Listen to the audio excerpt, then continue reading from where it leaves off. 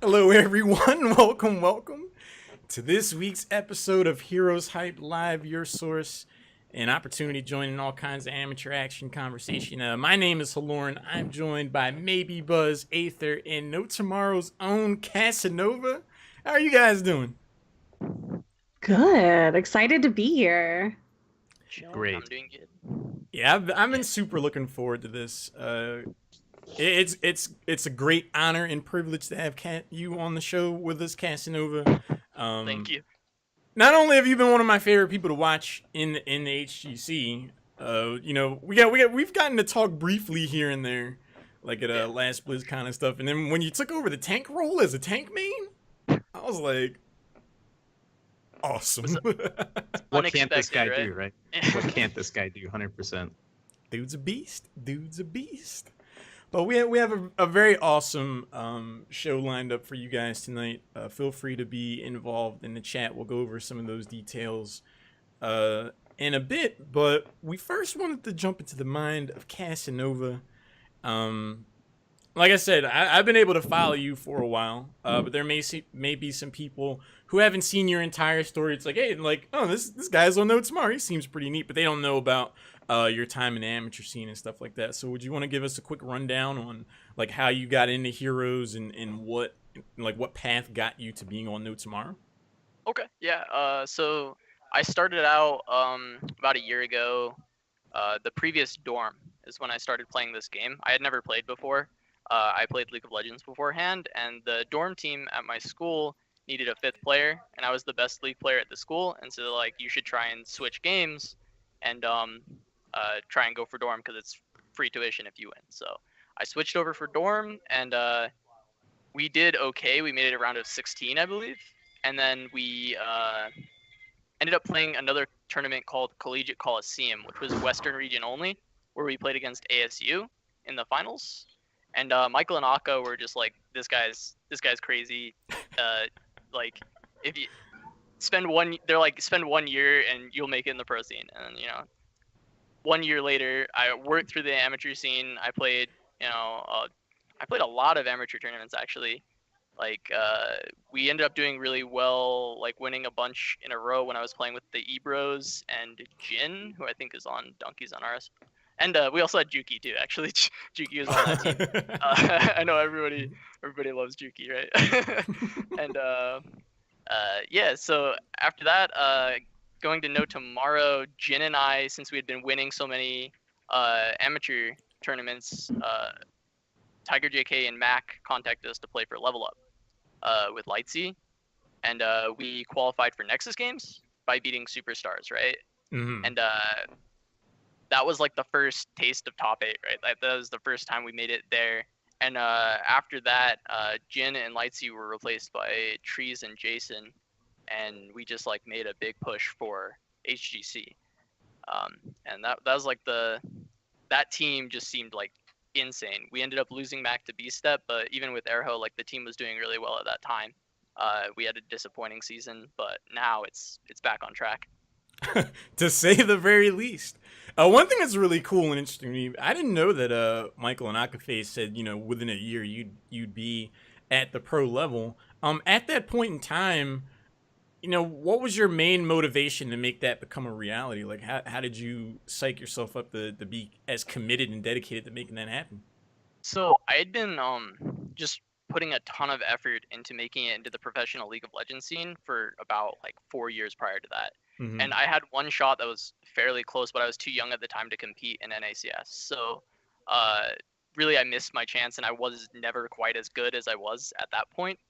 And so I really was still hungry for competition. I still wanted to like be a professional gamer, and I felt at the time that maybe Heroes was like a better option to go into. And so at that point I just put 8 hours, 10 hours a day, just like grinding the game. And eventually I just, was able to get better and better. And it's just it's just a hunger. I don't know. It's hard to explain because it's just all I want is to just be a pro gamer. Like, I just want to play. I think it's really cool to have that passion, because I think a lot of people run into frustrations where they don't find immediate success.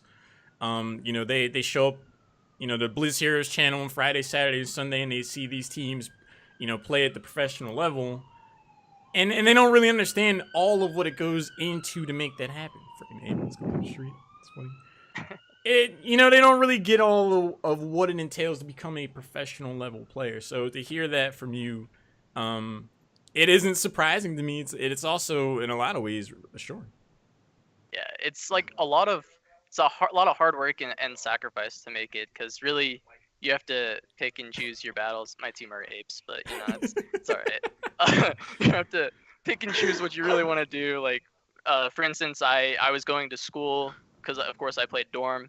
Mm-hmm. But when I decided that what I was gonna do was like go professional in this game, it was like I just dropped out of school. Like I left and just like put full effort into becoming a pro gamer, and I didn't really have. Quick question on the Yeah. dorm team though. Do you miss anybody from your old dorm team? Like maybe Deltron? I don't know if you keep up with him at all. I love my dorm team. I miss playing with those guys too.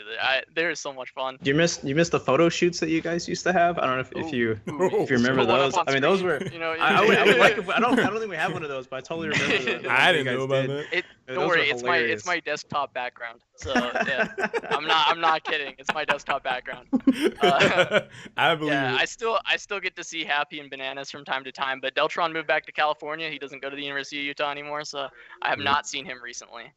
How did your parents feel about that decision that you made, that like you were going to stop going to school to put yourself into this full time? So they fully supported it. I think it helps. Like my dad is an actor that never went to high school. He ended up going to college, but he's really just like, education was never like a huge thing for us. Like he was an actor. My mom was a dancer that toured through Europe doing musicals and stuff, and then now she's a choreographer. So they just like they're dancers and actors. And then I just like sit on my butt and play video games. Like I don't know what happened. But yeah, so they're very like open to whatever I want to do that makes me happy. As long as I can support myself and like continue to do it, then they're super happy for me. That's awesome. Yeah, so I've been very lucky to have that kind of support. Yeah, I mean, a lot of people aren't as fortunate on that front for sure. Downshire GR said he quit school to play games. I commend. I have a lot of respect for anyone that follows their passion. Yeah, so I think that's cool. I always see that point, and it's always like, well, why would you quit school? Like, school is such a better option. You're gonna make more money going to school. Well, the thing is, like, I don't care about the money as long as I can afford an apartment and whatever I need, right? And also, you can always go back to school. School's not something that's like you have to go when you're 20. Like you need to go to school. Like as soon as my career is over, if I want to go to school, I'll go to school. Like it's not something that I have to do right now. Like this career, the video games, like that, you get one opportunity for that. It's not something that you can just at any time be like, yeah, I'm gonna be a pro gamer this week. Like yeah, this will be easy. Like you have to put so much time and effort to it, and a lot of people who are good and could potentially do even better if they make it never even get a shot. So if you get that one shot, you have to take it. Eminem song, insert memes, mom spaghetti, arms with leg spaghetti. Yeah. So, but you really have to just like take what you can and just make the best of it. Absolutely, because I mean, it's. There's always this established path or so-called established path. It's like you go to school, you go to college, you get a job. But that doesn't always equate to happiness for people. Like if you've identified in yourself that you have the passion for professional gaming and you want to compete, it takes guts to pursue that. So big props to you for putting yourself out on that high wire and making it work, man. It's cool. There's something I wanted to talk to you about. We asked you about your journey from when you got started in Heroes, coming out of League of Legends. You make it into the HTC. Your team is one of the two that goes into the Crucible. You guys battle your way out of that. And not only do you battle your way out of it, you come out looking like rejuvenated, like a new roster. You had some roster changes. You guys come roaring out of the gate. And you weren't far at all away from qualifying for Kiev The Western Clash just came Yeah, and one went. series away. If we Right. didn't lose to even in death. well, to that end, I wanted to ask you, coming out of the Crucible, you make the roster changes. The next phase at HGC starts up. What conversation do you have with your team to say, like, all right, this is a fresh slate of sorts. Let's go in there and do what we do. Like, how'd that conversation go? New team, new me. Like we made a roster change. I still have a lot of respect for Airho. I think he's a good player. I really do. I think just our team in general, we all mesh better with the new roster, and I think that's just made all the difference for our team. And I wish him the best. I hope Superstars can climb back up and do great. But as far as our team goes, it's just we are working much better with Equinox, regardless of whether this role swap has a big impact or whatever. We just work better together, and we've all, as players, look better than we did last split. I want to ask what Equinox really did for you guys coming in, right? Because no Flame, right? But when he was on GFE, he looked like he was kind of going on a downturn. Didn't really feel like he was really enjoying the tank position or really meshing very well with GFE. And then you guys definitely had a hard time in that first season. I really want to say, like, I feel kind of bad for how much the HCC focused on you specifically. They were like, Casanova's the new blood. He's the new guy. Can he handle all the pressure? Like, I don't know why they focused on you so much for that. Just like, yeah, like, so strange, right? But a handsome guy. Yeah, I mean, I think that's probably what it was. Yeah, but you guys get Equinox in, right? You do the role change and kind of just like, there's no way all he brought. Sorry for dogs. Hang on. There's no way that all he brought was just kind of a role swap, right? I mean, he must have brought, like, it seems to me like he lit a real fire under your guys' ass. I don't know if that's a appropriate term or if you can kind of elaborate more on that. So really, Equinox brought a lot to our macro game because he's a great shot caller. I think one of the issues in GFE is, like, Equinox wasn't shot calling, and I think he's less comfortable playing the game when he's not shot calling, actually. I think it kind of, like, it messes with his rhythm. And I think him being here back on his role, obviously being on a role you're more comfortable with is going to improve your game as well. He just accentuates all the best parts of the rest of us as well, because we're able to follow up on this. Like, for instance, I'm a pretty aggressive player. Equinox, way more aggressive than I am, but like, it at least, since I'm an aggressive player, Tiger's an aggressive player, we're able to just, like, make these very big, decisive plays that you see in the last half. Like, for instance, just all of those core calls after we get a pick. Like, we just find one kill, one good team fight, and we just end the game. Like, it's that kind of stuff that Equinox brings that allows us to really thrive, because we were always good at finding those, like, big fights, but we never really got much out of it. And now we're ending games. We're getting huge objectives off of it. And he just brings just a whole nother level of macro and gameplay to us. It's been really fun to watch. You guys play Heroes of the Storm that I enjoy. As far as the HGC in particular goes, I would say, like, where Tempo Storm is a more conservative team, you guys you guys are like, all right, this game's gonna end right. Like, this game's gonna end, like, right now, one way or the other. And I do think that that's something that was kind of missing from your overall philosophy in Phase 1, and something that you guys have embraced wholeheartedly in Phase 2, and having the coordination and synergy to say, like, hey, we're all on the same page. We like to just go ham when the situation calls for it. Being on the same page is something that's super important. Do you think that that's the biggest impact, or is it more the return to the role for Equinox? Because you going to tank is pretty new, like, too. So yeah, that's weird. Me going to tank. It's very weird. Yeah, I want to add another thing to that. Do you think bringing on Equinox, right, in his previous experience with tanking, do you think that really helped your transition with that? I mean, has he kind of 100%. Put his hands over your hands while you're playing, kind of like the movie Ghost, how you're molding the clay to you and Equinox, molding the clay together? We do that every day at boot camp so far. We've just been, like, love it. Yeah, definitely. So you warm up every day for scrim. Yeah, that's how we warm up. No, but having him just go through that transition of melee to tank definitely, like, helped, because he's able to just kind of make parallels to playing melee to playing tank that it makes it easier for me to learn. I think like you said, the biggest impact, him being back on his role. I think that may be, one of the biggest impacts is him being back on his role. I think it helps a lot. Sorry, I lost a little bit of track here. What question am I answering right now? Am I talking about role or am I talking about Equinox still? I want to hear your thoughts about moving to tank.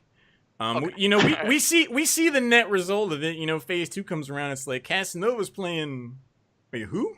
Like, so it was definitely a surprise to some of us. But how did that conversation come about? Like, was it because of the roster changes and Equinox coming on board? And it's like, it was my idea actually. Even though I didn't necessarily want to play tank, it wasn't like I was like, yeah, I want to play tank. Let's find a melee player and swap. Like, it was like I knew Equinox was a free agent, and I felt like he would be a player that would fit our team and could help us improve.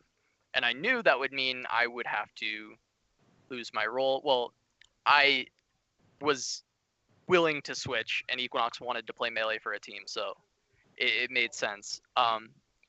And really, it was just like I can learn this role. Like I don't think the tanks in NA are bad. I just don't think that there's any tanks that are just like amazing like tank players. Like I think Fury is a great player, but I also don't think he's like on the tier of the Korean tanks. I think Korean tanks are just like on a whole nother level of everyone else. And I was like, well, maybe I can bring something to this role since I'm a young player. I can just, as I learn it, I don't think I'm there yet at all. Like there's so much more for me to improve on, but it's just over time, I feel I can try and like elevate the NA tank meta and make it better and better. And, as a melee player, like I could still do that, but at this point in time, it was like I can make a switch and just do my best to like be good. And so I decided like that I'm fine with that, and so we went with the Equinox pickup, and I don't regret it at all. You shouldn't. All right, I gotta ask you guys about your HGC run though, right? You come in, you start off. You guys beat Superstars, not really that big of a surprise, right? You guys beat Freedom. Oh, NoTomorrow moving up in the world. They were Crucible last season. You guys beat Tempo Storm. Wait, what? NoTomorrow just beat Tempo Storm. What's going on here? From Crucible to beating the #1 team, how'd that happen? And then a close series against GFE, and then you lose to Even and Death. Like what happened after that, right? Like you guys are the only team to lose. I'm not flaming Even and Death, right? We're not flaming. This is not a flame Even and Death stream. But you guys are the only team to lose to it. Yeah. In an HCC interview, I said they were a good team. It's just. But like, and I have to ask, right? Did you have some sort of like if I was in that situation, I'd be having like PTSD flashbacks to Crucible. You know what I mean? Like I lose to Even in Death. Does that mean I go to Crucible? Like what happens from here on? Like what's going on, guys? I'd have a little bit of a moment like that. So like what kind of happened with the team and how you guys kind of really prepping to bounce back? Like I'm sure you guys got eyes on BlizzCon, right? There's no way Equinox doesn't have eyes on BlizzCon. Like really, basically we're like, well, we can still make Kiev if we beat Roll 20, but also our mindset was like, we don't really care about Kiev like we do. Like we really wanted to go, but it's not the end goal, right? Like we want to go to BlizzCon. That's the important thing. Mm-hmm. So if we take that loss and we just like get all emo about it, like we can't progress and make it to a point where we can make it to BlizzCon. And as unfortunate as it was that we then lose to Roll 20 and don't make it in, like it's not the end of the world. Like we have 7 more games to maybe win out. Like we are good enough to win out. It's not like, we've shown that we could beat any team. Like 5 games against GFE, we were winning the entire last game, and then we threw. Like we can win, we can beat them. Like we should be able to beat Roll 20. They did 3-0 us, but I think we were still a little tilted from that Even in Death thing. I'm not gonna lie. I think it affected us for the end of this season, and it's unfortunate. Roll 20 played an amazing set. We didn't play our best. That's how it happens, But I think you guys are definitely taking the right approach right now. I mean, you guys, I would assume you guys are probably the only team right now post Western Clash to be in a boot camp. I don't know if you want to talk about more stuff with the boot camp and what's going on in the background of the team NoTomorrow. If you guys are going to still be called NoTomorrow, I don't know if should I even mention anything. No, yeah. Okay. So I want to see if it's like, you know what, it doesn't matter. it's I don't okay, care. yeah. I don't even care anymore.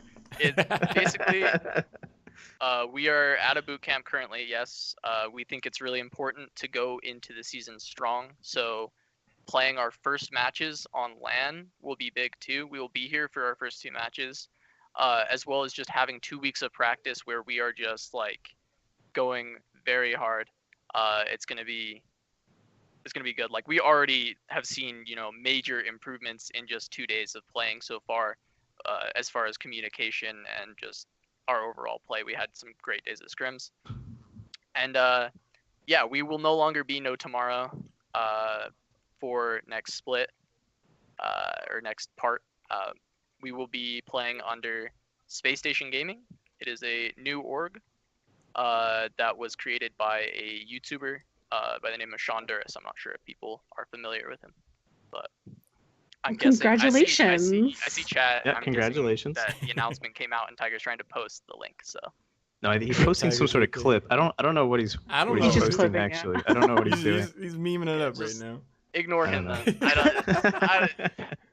It's exhausting. Well, Children.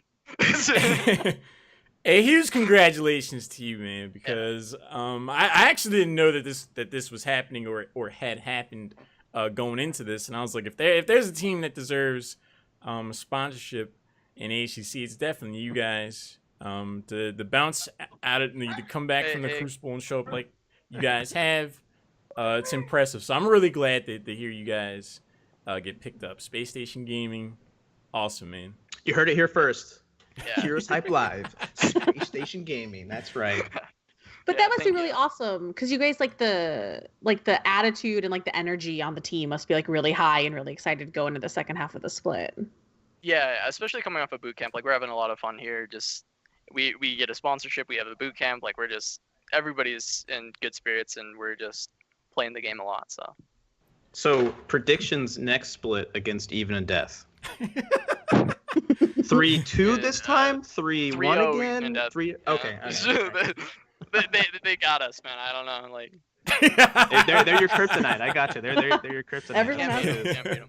Yeah. Who are you going into the second half of the split like most excited to play against to test yourselves against? I think we should have beat GFE, so I just want to beat them. Like I want to 3-0 GFE. I don't want it to go to 5 again. Like I love those guys, but like we should have won. We threw. I made a bad play. Everyone made a few bad plays at the end, and it just like we lost a series that should have been ours with how well we played the last game. And I just wanna beat them this time. One thing I think is really cool about the position you're in with respect to GFE is, you know, Aether mentioned, you know, it can be a little rough coming off of a loss, especially ones that are close or ones where like you feel like you know, on paper should have come out ahead. But in your situation, I feel like it's more the world's your oyster. Like these games feel like they're yours to lose. So if you like, it kind of puts the ball in your court, if that makes sense. Yeah. Like if you tighten things up, if you guys tighten things up, you feel like you should be able to win against anybody. And Yeah, I would would rather be in that position personally than like just trying to come up with answers and trying to figure out how we can succeed. So I think that's a good position to be in. yeah, I completely agree. I think like we do believe that we can beat any of these teams. Like I think the top 5 is just very close. Like all 5 of those teams are good teams, which is great for the scene right now. If there's 5 teams that are competing with each other, so I agree because it makes it exciting for us that watch it. You know, we're not out there playing. I don't want to go into matches just feeling like, oh well, this team's gonna win that, this is gonna be that, because then it's almost like, well, why am I even like watching this? So it's really cool to see that these teams have stepped their game up and have made these games particularly exciting for us. So thank you in particular for adding to the pot there, because these games have been fantastic. I mean, would you say it's really just top 5? 'Cause, I mean, there was that Reddit post that had all that circle, and this was the state of NA, and it was literally like this team, Even this Death team, is this the team, best this team. team Yeah. Thanks to Even and Death, it completed the full circle, so it was really nice Even of Death's them. the best team in NA That's right. by far. Jason's the 100%. most toxic, Your boys came in to support you, quote unquote. Support. Yeah. They're actually threatening to remove carry you off, Yeah, yeah. there's No, like I a mutiny see going that. on in chat right now. Like, what is this? If Equinox doesn't have the bear hat, I don't want to see him. That's their rule, I feel like. All right, yeah. You're not gonna see him then. If we get him on HeroesHype We Live, can put Chrissy's dress on him, and then there, that'd then be he'll have a bear hat. there we nailed it. I was about to say, if we get him on The bear HeroesHype hat. Live, like no webcam, it's just gonna be the picture of him Oh, it's in the bear detachable, outfit, you're gonna just a put- static image.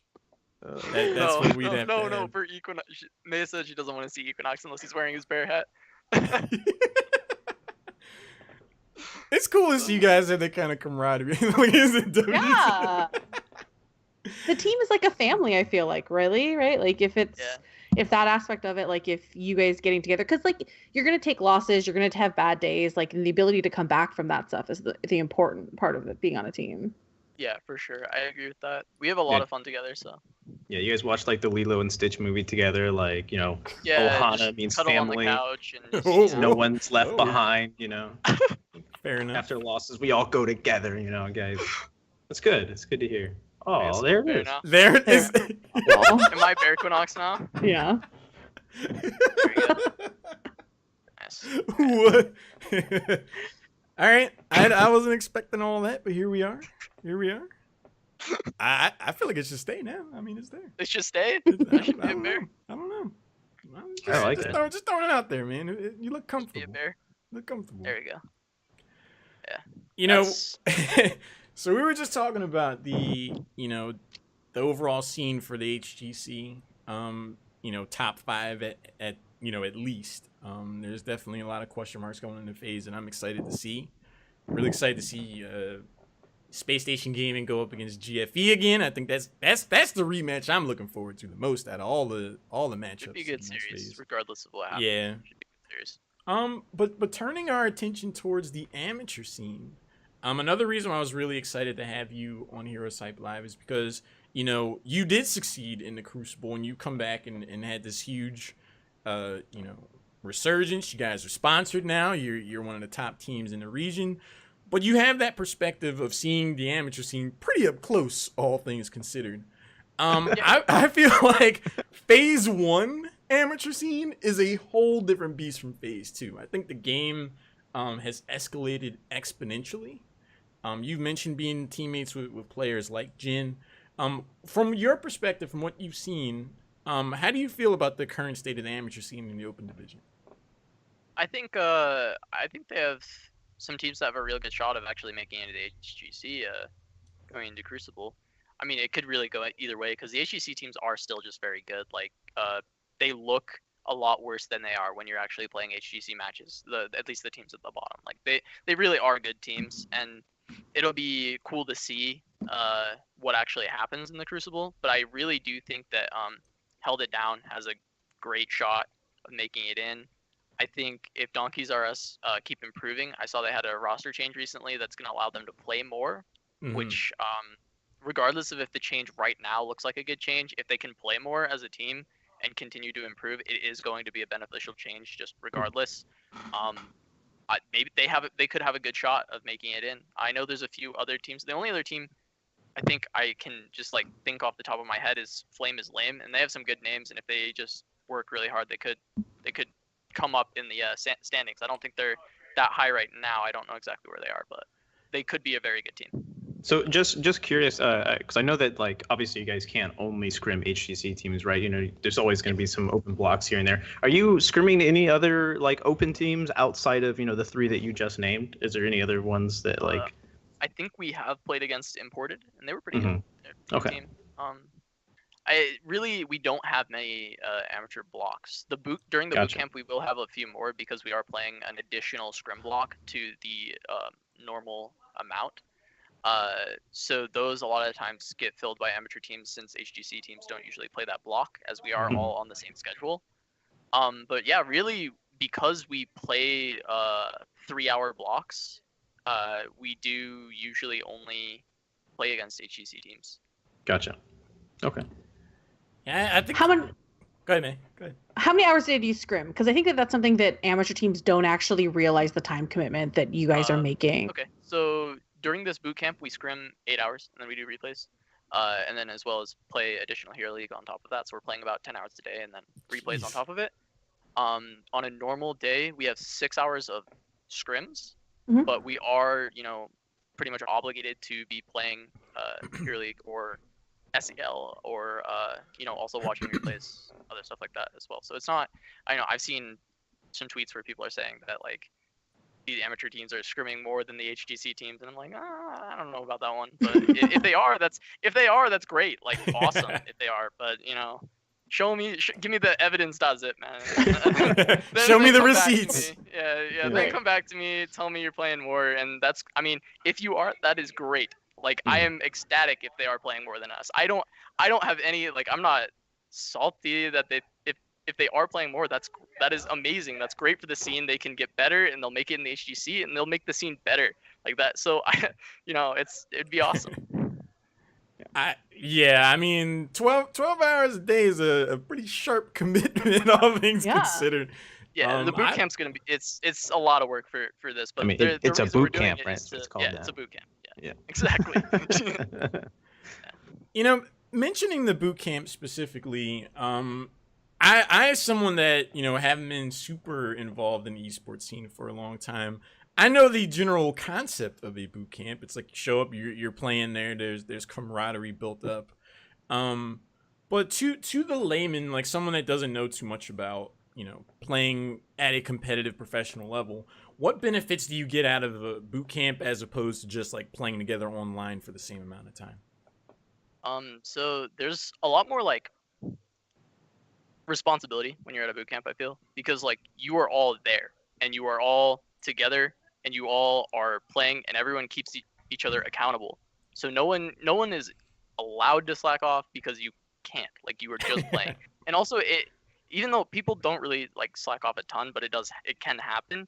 At a boot camp, like everyone is just focused and they want to play. You're at a boot camp. It's so much fun to be here with your team, having a lot of fun, and you were just practicing constantly the entire time. Really, that's one of the big things. Another thing, just like having comms, a LAN setting. Everyone plays better on LAN. I don't know. That's something a lot of people say is everybody plays better on LAN because it's true. People just play better when they are together, put in this like pressured scenario where they just need to perform, and it makes our practices better because we are basically playing the game at a higher level than our usual selves. Cool, man. I mean, I've always appreciated the idea of a boot camp. I've never done it myself, but to have that insight, it makes a lot of sense because you're investing all of your time. Like you're going out to a central location, your entire team. So if you're going out there, you can't just afford to yuck it up. Like you're there for a reason. And I think having a very strict schedule is also just helpful for the boot camp. We definitely wake up at 10 a.m. Mm-hmm. and then get to the LAN center from the house at 11, and then our first block is at noon, and then we just go until 10 p.m. Wow. And then after that we play Hero League or whatever, and then go back to the house and watch replays. So it's a lot of practice. To say the least. I mean, We you're can't wait really to see immersing you. yourself. Yeah. That's a huge immersion into HOTS, right? Yeah. Living, breathing, eating, sleeping HOTS every day in and out. That's what it takes. Yeah. So everybody out there, you want to get to this level, you fly your open team to a boot camp, all right? You guys want to make HGC? This is the level that you need to be at, okay? Well, kind Thank of you for bringing that to us. Kind of speaking to that point, something we briefly mentioned before we started up was or a topic that I wanted to kind of jump in, especially with you, Casanova, is the idea of bringing coaches into the amateur scene, because I've seen some Twitter and Reddit posts about this topic, to say the least, some strong opinions flipping around out there. But I'm personally of the mind that if an open division team really hopes and expects to make it into the HGC, make it to the Crucible, and have success, you kind of have to dress for the part you want. Like practice, get a coach, get that outside perspective in the open division level. So by the time you do make it in HGC, you're already kind of full steam ahead. Like I just wanted to hear your thoughts in particular, Casanova, on the merits of having a coach at the amateur level. Yeah, I think having a coach is just extremely beneficial at any level. The main things I see that a coach brings is it gives you someone who is full time focused on making your draft as best as it can be. Like their job is not to be good at the game; it's to know the best way to draft. And on top of that, just it removes a lot of infighting during draft because like players can disagree on draft and they'll argue, and a lot of times nothing gets done when you're just arguing back and forth. But with a coach, it's like their duty to make sure that they have the best like possible decision that they can make personally. You know, it's going to come down to a person by person basis how they interpret the statistics and how they interpret how the other regions are drafting and how they interpret everything. But it at least gives you this one person that is, you know, giving you the best possible idea on how things should be done, and also just in general mediation, and just it helps with so much with team environment.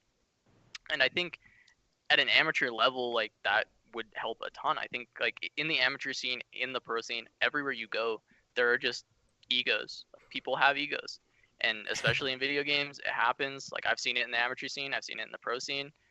It's just how it works. But having a coach can help kind of quell that and make it so everyone is working together towards the same goal. And I think it would be extremely beneficial for open teams if they're taking it extremely seriously and they're trying to go to the pro level to have a coach that is also just as dedicated. I think you touch on a good point because I think there's like a lot, even in like the pro scene, there's a lot of sort of, I don't know if disrespect is the right word for coaches, but like there's in the pro scene, there's a lot of teams that, you know, have been really vocal about not treating their coaches well and not respecting them. So it's interesting that you touched on that point that it's not necessarily their job to be like GM number 4. It's to look at sort of like the interpersonal relationships on the team and keeping notes, like keeping track of draft, because that's all really important, right? Like those statistics, what other teams are playing, what you're playing, what's happening on maps. Like it's a lot of like research that not necessarily is done watching games all the time. Yeah. I think the word undervalued comes to mind when thinking about the current state or perception of coaches, because I've thought about trying to coach a team. I don't know how good I would or would not be at it.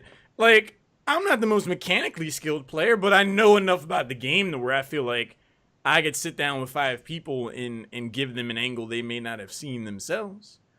And I think there's a bit of hubris involved in 5 players being like, oh, we don't need a coach. Like, we don't need anyone to tell us what, you know, how to improve. And then, I don't know. I just feel like you should want to invite outside perspective.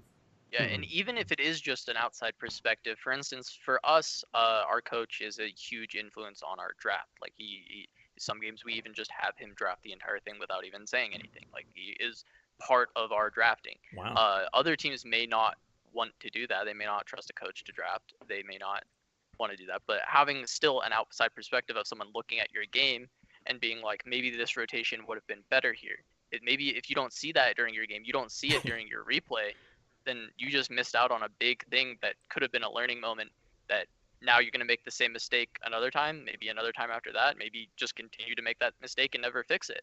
But a coach gives you that other person looking in, being like, well, you can look at these different options that could have happened and then laying them out. And that's how you should be going through replays anyway, but a coach really helps to accentuate that, because when you're in the game, when you're the player that you're watching, you have a bias. You always have a bias. Anyone who says they don't have a bias is a liar.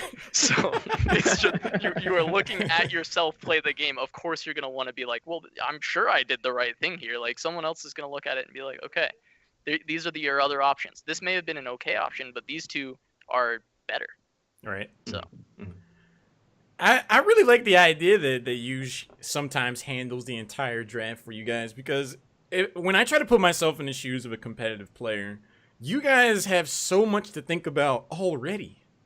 Like, the last thing I'd want to do is be tripped up loading up into the game wondering if I made the right decision in draft. Like, if I could have some of that, like, taken off my shoulders, like, you know, there's a person dedicated to this team to know our skill sets in the overall meta of the game to make decisions for the draft specifically, that lets me just focus on jumping in and playing the game. So I really like that you guys benefit from having a coach in that capacity. Yeah, and a big influence on us deciding to have that happen is if you look at League of Legends, almost every coach is on stage doing the entire draft. Oh, Without wow. the players aren't involved in draft that much. They do talk. They'll say to their coach like, "Hey, I think this is good here" or whatever. But their coaches draft. That's how it works in League of Legends. Now it's a more established esport currently because it's been around much longer than Heroes has been for its pro league. So each team has, coaches, analysts, tons of support staff, and that's not here in Heroes yet. Hopefully we get it eventually as the scene continues to develop. But it is something that's extremely beneficial, and I feel like it was something that was worth us trying. We haven't really moved into it's not full on we just don't do anything and you just does everything, but Right. at some point maybe Baby it can get steps. to that. Maybe Yeah. it can get to that, baby steps. Yeah, I mean, I think it's definitely something. I think we'll see more emphasis on coaching, if not in specifically draft, but in other capacities as as the scene continues to develop. Hello. It's a bear JK. I like that he just stopped in there like that. But yeah, man, I'm really excited at the prospect of having coaches at the amateur level, and I definitely see things on the up and up for you guys in particular for bringing a mind like you to the team. Heroes of the Dorm winner, guy knows his stuff. He's played that new game, Hero Storm. The hat returns. Is that The hat returns. Is that the crown? Is that the Yes. whoever the Just most hold it. important It's person getting is? hot in here. All right. Well, there are some other things we wanted to jump into. Damn, we're already 45 minutes in. Time Almost. flies, right? Yeah. I didn't realize that. Exactly. Neither did I. I just happened to look at the clock. You said watch the pro. You mean I wouldn't go that far, but looking in the chat, it does give us a good segue into something we're looking to do with HeroesHype Live. May was kind enough to ask me to be a regular on the show going forward, and I'm really excited to be a part of that. Before going into the finals of HeroesHype Tempo Storm series, I had a chance to be on the show. We did like a pre-show and interviewed some of the players beforehand, had some clips, and it just gave me a lot of insight to the human element of the Heroes of the Storm community. As a caster, we see 10 names on the screen moving around playing characters, and then people blow up and it's fun. But you don't really hear about, the work that goes into that. Stories like Casanova's, where players are putting in 10 plus hours of their lives a day, even before they make it to the pro level. People overcoming personal struggles, finding themselves in leadership roles they'd never been in before, taking on new roles. And it just made me really think about what I would want to try to bring to a podcast. And I just want to involve the human element of the entire community. The name of this podcast is HeroesHype Live. So something I would like to really embrace and encourage is interaction with the community. Not only here in the chat, as we talk about different topics, we'd love to hear your ideas and thoughts on different things. We're going to be talking about Garage here in a little bit. Really curious to hear what people say about that. But you can also use the hashtag HHLive. Use that hashtag throughout the week. Give us things to talk about. Throw your opinion out there. Our goal is to make this like the water cooler of the Heroes of the Storm community, like a place where you show up and it's like, hey, I'm gonna throw my opinion out there, and we're just all gonna talk about it. Like I really want that to be the goal for HeroesHype Live, and with the help of maybe Buzz, Aether, cool folks like Casanova jumping in and hanging out with us. I think it's something that we can really make happen. I think it'll be great for the community. Yeah, it sounds awesome. Really hyped for that. Got Casanova's Are you Heroes hype for that? Heroes hyped for that. I'm not happy about it now, but I'm Heroes hyped for that.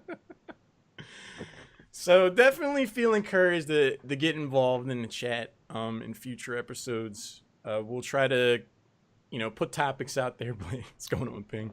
Try to put topics out there ahead of time so you guys can share some ideas, and it's like, we can talk about them on the show. But just getting folks involved is the main idea here. We don't want HeroesHype Live to be a one-way street. That's the idea. But speaking of Garrosh, now I really want to poke your brain a bit about this Casanova. You're new to the tank role. You're solidifying yourself in there rather well, I'd say. When Garrosh was introduced and I saw the trailer and we're like, he's gonna be a solo tank, I was excited because we haven't had a new solo tank in a minute. Oh, Varian if you count him, and then Johanna, right? So. Yeah. Johanna before Varian. I feel like that's just hasn't seen too much representation. So what are your thoughts on Garrosh overall?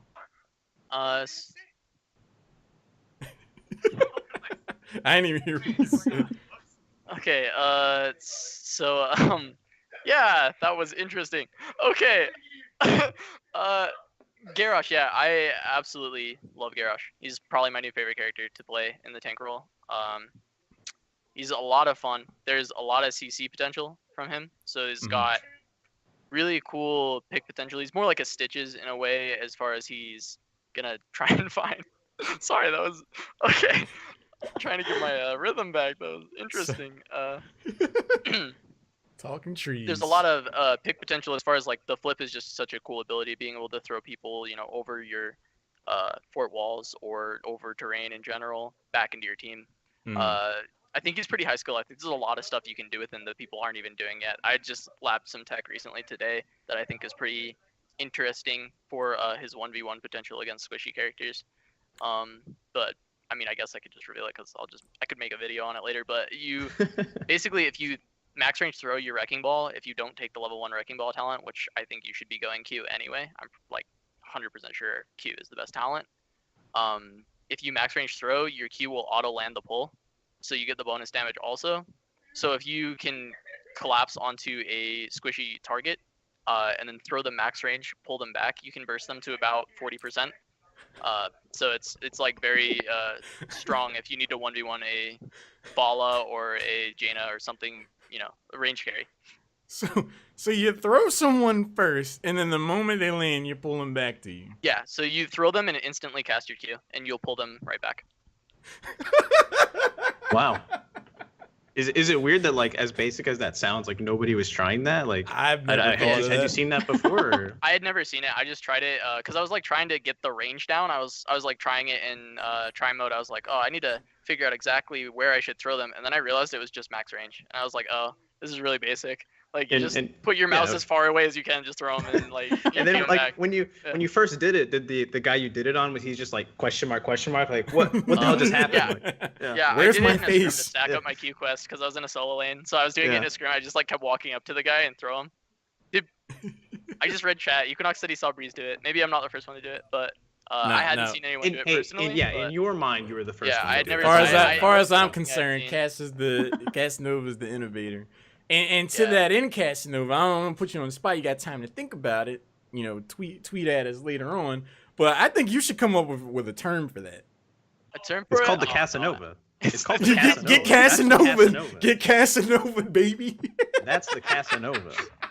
I think it's just if it was more impactful, then maybe a name. But it's a very small piece of like Garrosh deck that that's cool that Breeze has also thought about it, because it is like, you feel very useless if you're fighting like a range carry and they're sitting within your Q range and you just don't know what, like, there's nothing to do.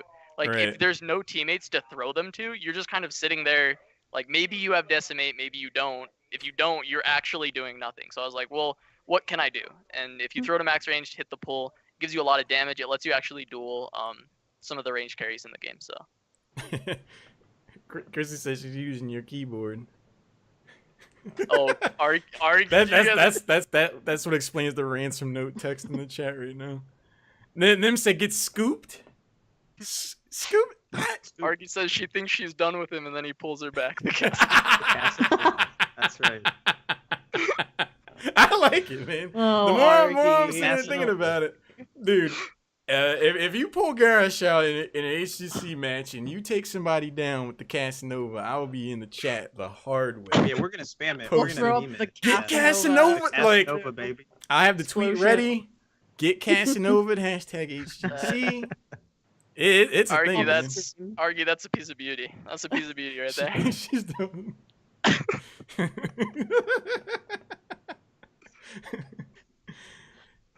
Oh no, Apex, no. King of the North, Apex King of the North. That's all I read. That was last Open Division. Someone said that Halorin said it was okay to copy pasta, and I did not. Well, yeah, you did actually. You wrote See, that. You were see, like, it's see? okay. You're like, copy pasta seems good, and then everyone started doing it, and then no one got banned for it because you allowed it. It's a real thing that happened. I don't remember it going down exactly like that. That's how it went down. Anyway, do you know? I don't know how I feel about Garrosh being a solo tank. I think it takes a very specific support and to be up against a very specific composition. Like, I've randomly gotten Garrosh with like a solo Brightwing, and I felt like I was paper thin. At least early game. Like, that's a little rough because you don't really have a healer. Right. It's just Brightwing. Like Brightwing's a very utility support. In competitive you see it work on occasion, but she doesn't heal. It's not right. You don't pick her really, like, she's not gonna heal you enough. Garrosh is actually, the more I play him, the better I get at surviving. So I actually do think he can solo tank. I think usually you're gonna want to play him with a bruiser, like a Dahaka, maybe even just double tank. Like it might be better, but I think he's completely fine as a solo tank. He has the tools to survive post 13. Pre 13 you have a little bit of issues, but post 13 you're usually all right. He mostly fits into comps where you can play slow though. If your team's trying to dive, you might feel a little bit useless, but. So do you think Blizzard lied to everyone when they're like, this is 100% solo tanks? I mean, the guy seems like he synergizes too well with other tanks, right? I mean, it just like bruisery kind of other tanks, right? Like, it would be weird not to pick him with a tank, right? I mean, I don't know what kind of builds you're going with, but do you feel like he's good with that, or do you think he like excels just being solo tank? I think he can solo tank. I think he's just fine as a solo tank. I just think like, in general, he's gonna be better with the bruisers due to the fact that like you can toss them forward, of course. But I also use toss to save allies all the time. It's a very like helpful talent to just like reposition your support or reposition your carry. Right. It's not necessarily have to be an aggressive ability. Do you yell at them when you do that? Because you're like obviously they mispositioned, right? So you're like, what the fuck are you doing? And you throw them back. Right? I mean, I probably should do that, and we'll start doing that. So okay. But I think like. Yeah, it's weird because you do want more CC with him, but it doesn't have to be another tank. Like you want to be able to like pull them in, throw them back, and get another CC from someone else. But really, it's more important that you just have enough damage to follow up. Like if you're not picking a high damage comp, like that's where he's going to be really bad. Or if you're picking a comp that needs to like go forward to do damage, like that's also bad. You want your team to be able to like play around this Garrosh in the middle because he's an immobile character. So you need to be able to play off of his strengths. He cannot play off of your strengths. He doesn't have that luxury. He's very immobile. I can see that. Argy asked, do you think the taunt or decimate is better? And Chrissy let us know that there's apparently a third ultimate where chickens are thrown. The old chicken throw? Yeah, that's the. I haven't tried that build yet. Third ult. Maybe that's all the why I time. think he's good. It's just a third ultimate. No, I actually think they're both really strong. It's hard for me to say which one is better because it's pretty situational. I think Decimate's slightly undertuned, but I do think there are times that like it's good. It is like it's still strong. I do think its damage numbers should be increased a little bit just to make him feel more of a threat when you take it, because you take that to be a threat, right? Like you want to be this guy that's in the front line, like spinning, dealing some damage and slowing people, while taunt is about finding picks, getting a large CC, because the taunt 1.5 second AoE taunt is very good, and at 20 it's a 2-second AoE taunt. That's it's a very strong ability, but sometimes that's not enough. You need more continual crowd control, and that's where I take Decimate. I just feel like it could use a little bit of a damage increase. So are you feeling like 60-40, like 60% of the time it's taunt, 40% it's decimate, or? It's almost 50-50 because Okay. if they have nothing on their team that you really need to like lock down with taunt, like if they have Like characters no that Illidan don't, or anything like that. yeah, if they have Yeah. characters that don't have movement abilities, like they don't have mobility, then taunt's not necessarily better than decimate, because if you pull them in and flip them and then you perma slow them, that's almost better than taunting them, because you can perma slow them for like 3-4 seconds while they're trying to run away instead of just 1.5 with the taunt. So granted, taunt makes it so they can't fight back, but it is a difference of like duration of CC. You also do deal more damage regardless of the fact that I do think it's undertuned. You still do more damage. So I think it's really 50-50. There's a lot of characters in the meta that taunt is good against. For instance, Genji, Tracer. Yeah. Taunt's good against Illidan for sure. But if you're against a lot of other options, I think just you can go decimate and keep a perma slow on people. I think we could stand. Well, we might see less Tracer. Not that Tracer shows up a ton, but normally if I see Trace get picked up early, I'm immediately looking for the variant to show up at the back end of the draft, and I'm not surprised to see variant get banned. But now that there are 2 taunts out there like that, it's like, I don't know if I want to just zip around or rely on his high mobility. But I think, go oh, ahead. go ahead. No, go ahead. Okay, I think most good Tracer players won't get taunted by Garrosh's very often. It's like Hopefully not. it's a very small range around you, and it has to be comboed off of one of your abilities usually, or it can be used to peel if you're like standing on someone that they're trying to go on. But a Tracer should not be within your range. Like that's a huge mistake if they're that close to you. That's fair. And if they're getting hit by your Q, that's also a huge mistake because you have like 4 blinks and like you just should not be getting hit by Garrosh. Like, See, what you should say is that that's a skill matchup, right? Because what if the Garrosh is really good, right? It's a skill matchup. No, There I you do go. say Stitches is a skill matchup with Tracer. So Yeah, it's skill matchup. I did say that, so I gotta, I gotta Nice. stay true to that. And Garrosh is also a skill matchup with Tracer. Mm-hmm. I do agree that Decimate probably should get buffed a little bit, because I've had a few games where I'm like neck and neck with top hero damage, but it doesn't feel like effective damage. Like you notice it, but it's not like I'm scared of it if I'm on the other side. It's just like, oh, by the way, I'm at 75% health now instead of 82. It's not a huge deal. The fact is, the 3 charges of your Decimate does like half the damage that your Q does if you have the Q quest complete.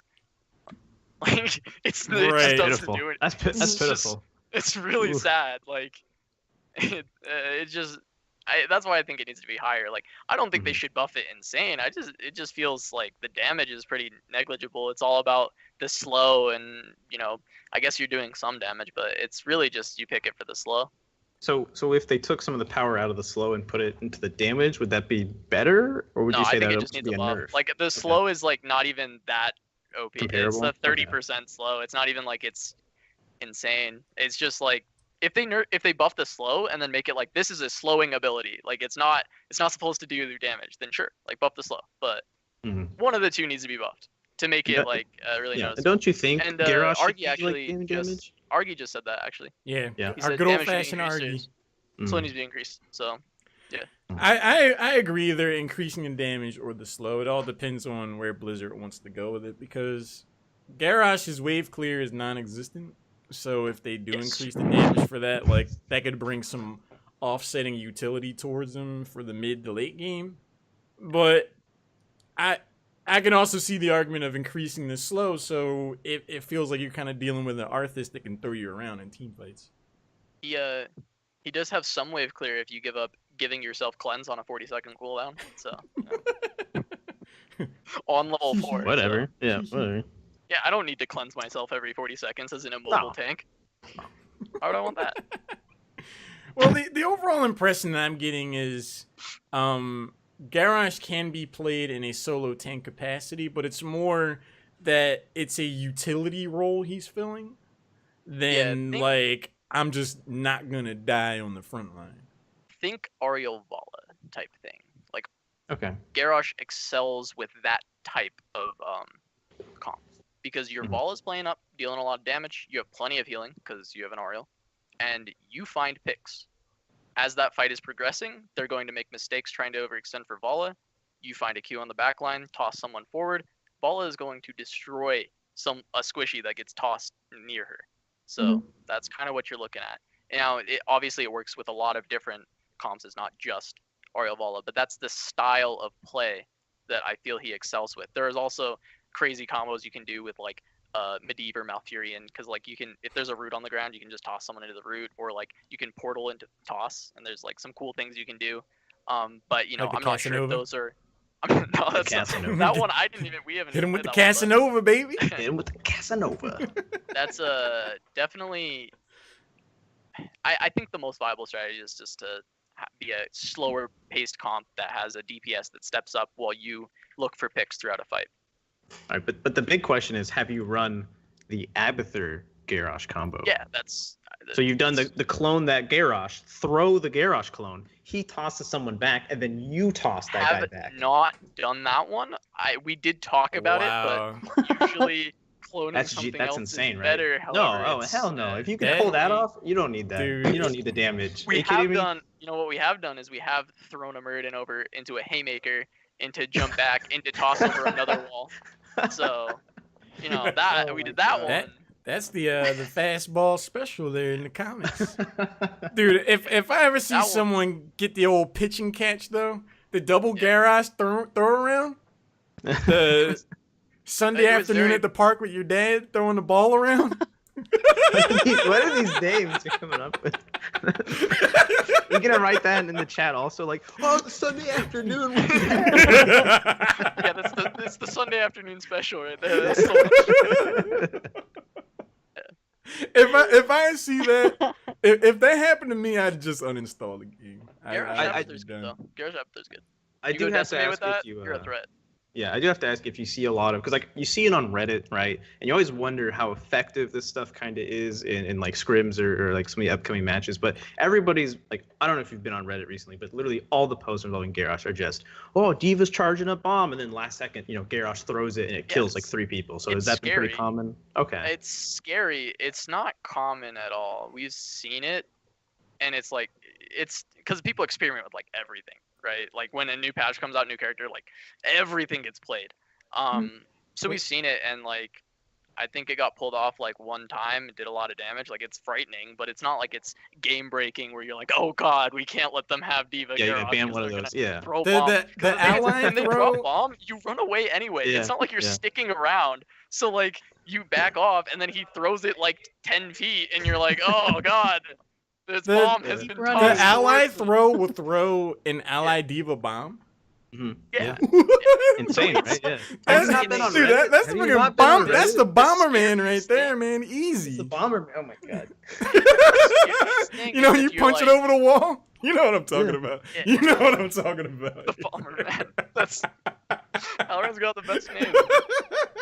Okay, I know he said he wants the coach. This is the reason why you need to pick up this guy as a coach. He will give you all the coolest names for all the combos you come up with. You'll have the best Pick this guy playbook. up. Oh, Yeah, yeah. exactly. Scene. It's like, yeah, we did the Sunday afternoon special, and then we did the bomber man. It was good, man. We won the game. Now, one thing I thought of that you can do, and I'm sure Reddit has probably talked about this already, if they're talking about Diva Garrosh, is you could drop your mech in a bush, like the old Empire, you know, the new alt for the League players, you know. Yep. Drop it in a bush because you don't have vision of it, and then toss it over a wall. Yep. Maybe That's- maybe you that get is some kills like that way, all the but dirty. then you have to think about this. You have just thrown your mech over the wall. Mhm. They have been presumably chunked. What now? Or killed. Or hey, if you get the What? increased If you bomb, get it you gotta perfect. get the talent. You gotta get Uh, the talent with the increased bomb damage. You know, profit. you gotta go fully. Commit Oh, to this. increased bomb damage. Then That's then right. you're gonna get kills, right? That's, That's right. right. There. Okay. If you're gonna do that like- plan, There you it is, gotta- the real you gotta strategies commit. out You here. gotta commit to that plan if you're gonna do that. You know what I Going mean? You gotta in. go hard. You can't say I wish I was half as good looking and good at hots as Casanova. Same. Well, we all think Same that. You cousin. know? Wait, same cousin. Throwing someone back in Diva Bomb or throwing the Diva Bomb. Dude, I never even thought about using the ally throw. Yeah. The chuck the old dude, the bomber Throwing man. someone into it is the scarier like thing. Oh, that I happens, love. feel I've like. done that. Just, It- like, that feels like- good. you're trying to escape and Garrosh like pulls you back with Q and then throws you on. Like you're just kind of like, okay, I'm dead. See it. Yeah, the old before you go. one last thing. It is a good combo because Diva does fit into the same style of comps that I think Garrosh is good in. So Yeah. in general, it's just a good combo. But really, like realistically, the ally throw on the Diva Bomb is not a huge factor in that. Gotcha. Yeah, More so, him bringing people back to it is definitely the. I don't see that being up there with like Ariel Vala. Like, oh, here we go, Garage Diva in the 1-2. Here's all I'm hearing right now. And if anybody from Navintic is watching right now, and I hope nobody is, because we don't want to reveal any strats. All I'm hearing is that NoTomorrow on the first day against Navintic is going to 1-2 Garage Diva. That's Yes, right. that's Right here first, guys. going to be it. Oh wait, no, I shouldn't say that, right? The whole boot camp, the whole boot camp. We got this on vid. You can't take that back now. Sorry. Unfortunate. Delete the pod. Delete the pod. BRB. What's going on, Dubber Ducky? But now we have cracked the hour mark. It has been so much fun hanging out with you guys. Chrissy said Equinox leaking strats once again. We normally shoot for an hour-long episode if memory serves correctly. How's it going, Slack and Salt? But if anyone had any questions for the young Casanova, the namesake of that new hot garage strategy you'll see in Hero League all the time now, the latest dance craze sweeping the nation, feel free to ask him now. Again, we're taking HeroesHype into a new direction where you get involved in the chat.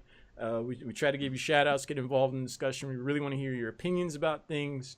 Use hashtag HHLive to get involved in the conversation as well. And bring topics to us. We want to hear what you guys have to say and what you think about the goings-on in the Heroes of the Storm scene. We don't have any other... I have a question. Yeah. Kat, I guess I'll do it. What is your like best memory from this last year with Heroes and everything? Like the one thing that you think about a really like major year so far? Past year. Okay.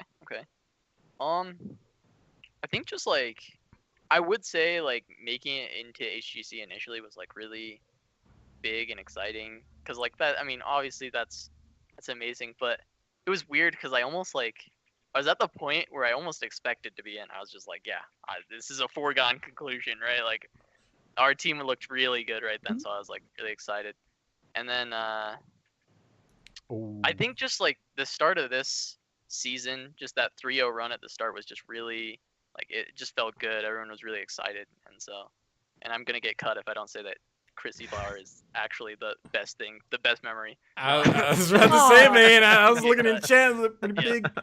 Hanging out there. Probably those first 3 wins I think was just the very exciting, big, happy moments. Yeah, that's awesome. Do we have any more questions from the Twitter post that you guys have put up? I mean, I think there was questions on there on the HeroesHype Twitter itself. I don't know if you guys see anything there. No, I don't see anything.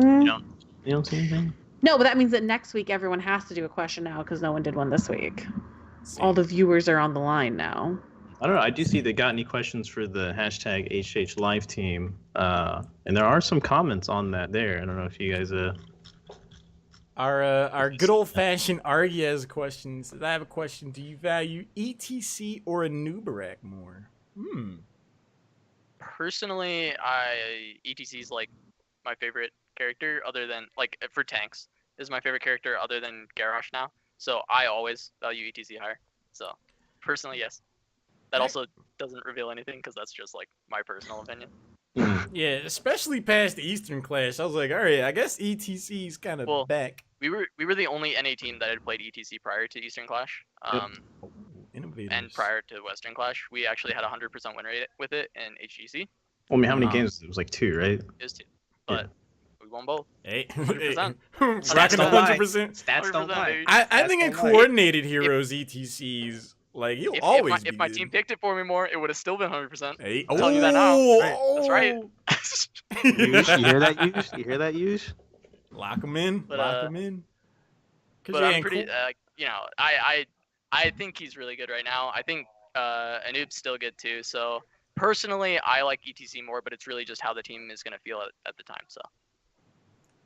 Yeah, I think if you're playing Hero League, a new rec probably get more value. But in coordinated play, when everyone's like, I'm about to go on in this person, press all your buttons here, like ETC, I feel, sets that up a bit more. Yeah, there's a very very fun play of us diving a Towers of Doom, Wait.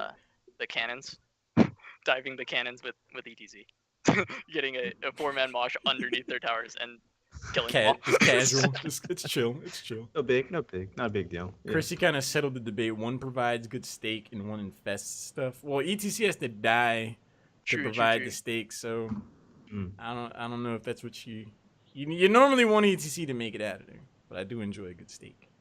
Mr. Slack and Saul Asgom, he said, "How well do you think Garrosh will fit in the pro scene given the priority on Stitches these days?" I think Garrosh is good against Stitches, so I think like if we're seeing a ton of Stitches, we'll probably see a decent amount of Garrosh. I think like Stitches is just like a really easy target to constantly hit your CC on, and once you get him in, he's not leaving. Like he's gonna die. So also like if you get hooked and it's not a max range hook, you're just gonna throw him back and you're gonna trade tanks. And it's like there's a lot of like, so it really it's gonna depend on comp, but I think Garrosh in general is good against Stitches, so I think it would make him even get more play. You think Stitches is kind of obligated to go for Putrid Bile against Garrosh? Because like if he tries to hook someone, like you said, he's gonna find himself getting thrown. Yeah, immediately Gorge afterwards. feels really bad if you're playing against Garrosh because you gorge them and then he pulls you back and then he throws you and then he sees you more and then you spit out the guy and you die and then go okay. This didn't work at all. This is not as intended. Oh, sorry, Buckeyes, we missed this. I'll post my question in a lull. True or false? True. No, I hate that meme, but also it's like you gotta embrace it, you know. Like, hopefully by BlizzCon it won't be NALol anymore. So we'll see. Hopefully we just use it ironically then, right? Yeah, then at that point we can use it ironically. Hopefully, you guys show up and you 3-0 Fnatic and you 3-0 L5 and then it's just like NALol what? Then we'll just LL. Yeah, of course we're gonna. Dude, when you guys make it to Easy BlizzCon wins. and start dumpstering EU teams, I'll be in the chat with NALol so hard. Yes. And I'll be like, get Casanova. I'll be like, Get Casanova. Casanova too. You gotta have that. Dubber Ducky asked, is Garrosh a good solo tank, or is he a solo tank? We talked about that. Covered that a quite little bit earlier. He can. Yeah. He can. He can do it. It's in a more utility role as opposed to, I'm just gonna live forever on the front line. So like the team has to build around Garrosh and really get value out of what he brings to the table. You can't just throw him in any composition. That's the impression I got. Yeah, that's exactly what I was trying to get across. So that's good. Yeah. We learned today, Casanova. Thanks. We learned how to Casanova. Yeah, we learned the Casanova, which is just basic Garrosh tech, PogChamp. I'm bringing the Casanova to Gold League. That's Well, cool. Oh yeah. There we go. Dubber Ducky also said, "Who's going to BlizzCon?" Well, Casanova, he'll be there. He'll be on the stage. Hopefully. He'll be on the stage. That's right. That's the ideal. I'm going. Aether Man, you guys going? Yeah. Hey. There'll be a Heroes Not sure Hype yet. party on Saturday, so if you're going to be there, make sure you come hang out. I wasn't thinking about going to BlizzCon, but I want to go to the party, so Hey. I might just kind of hang around, Hey. Oh, nice. Yeah. Yeah. Could good call. we, what's your personal opinion about Cassia and her place in the meta, Casanova? She's good. The meta has a lot of auto attackers, so it just like naturally she fits in. It's a counter pick. You don't just like rip Cassia, but if they have auto attackers, Cassia is just a good pick. Nice. But what if that's your plan though? You want to deny auto attackers and you first pick Cassia, and then it's like now they have to go something to beat Cassia. But then you have the counter to Then that setup. Boom. But then you are stuck with a Cassia against a bunch of things that just destroy Cassia. That big. That's You're just not like, that big. So, What do I so do? maybe she's not a first That big pick. of a deal. Maybe she's No. not a first pick. Cass is a bit of a serious. Mr. Slack and Saul said, Cass, bit of a serious question here. What's the whole stigma of NA lull and NA being the worst of the hot scene? Does that take a toll at all on you and or your team? Or does it drive you to play better? I don't think it takes a toll. It's like it's just a little like it's just sad because it's like we haven't even been able to attempt to like remove the stigma. We didn't make it to international, so I guess we did have a chance. We could have made it to we could have done better, and then tried to remove the NA law, but it feels like there's not much you can do about it until you make it to an international tournament. So until I make it to an international tournament, at least have a chance to be the NA law or to remove the NA law, one of the two. I Like I either like way, that.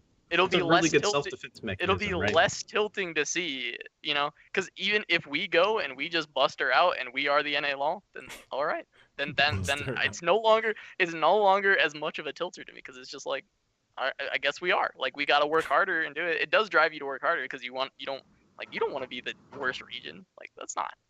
No one wants to be the worst region.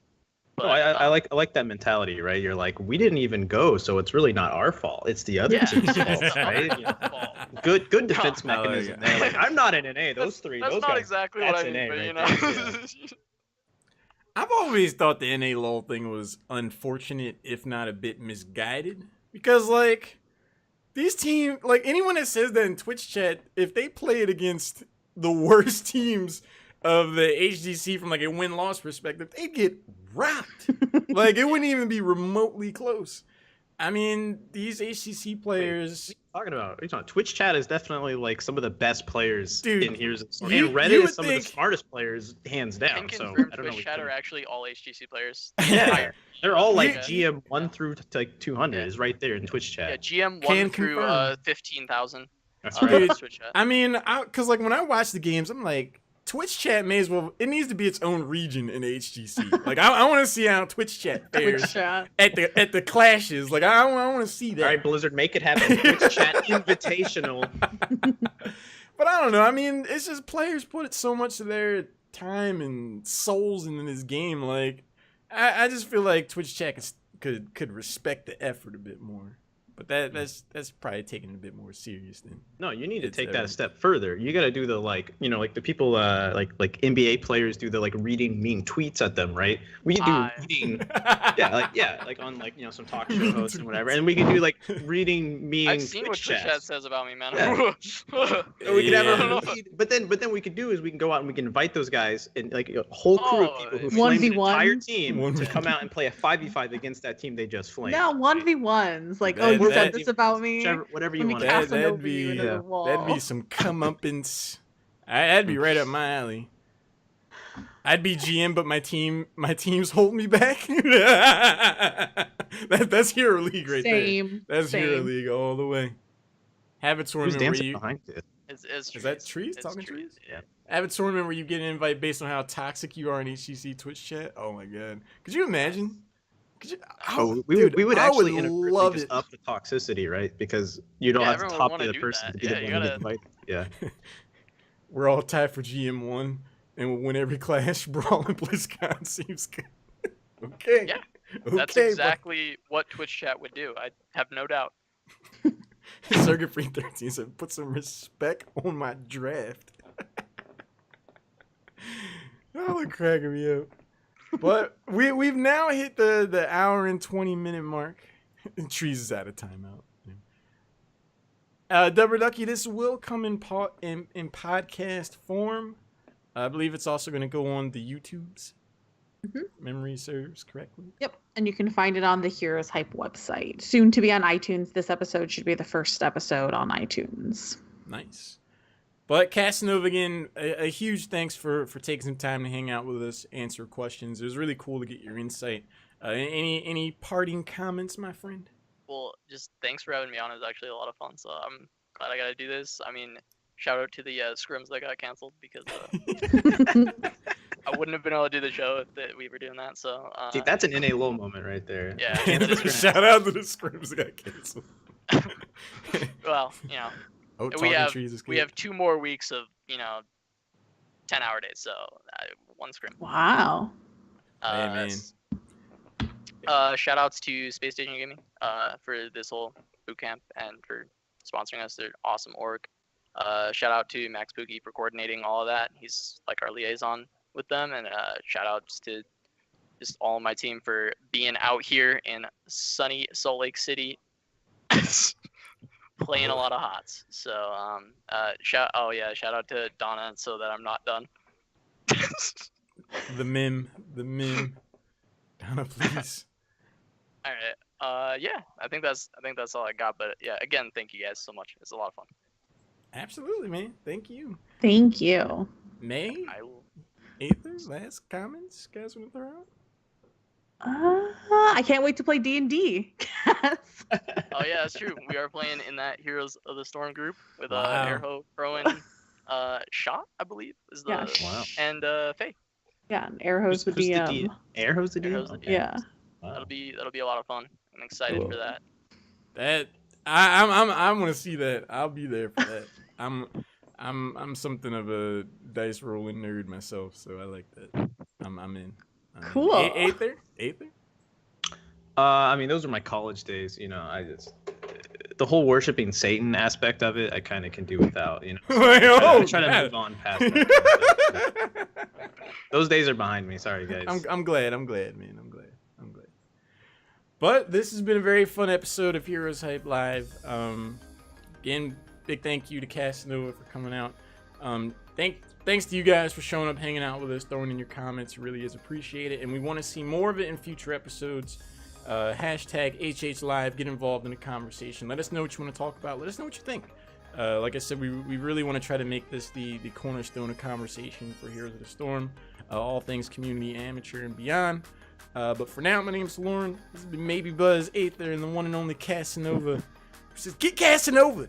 Whenever you see his garage out there in Hero League and whatnot. But until then, until next time, it's going to be it. Thanks for hanging out, guys. Appreciate it. Bye. Bye, everyone.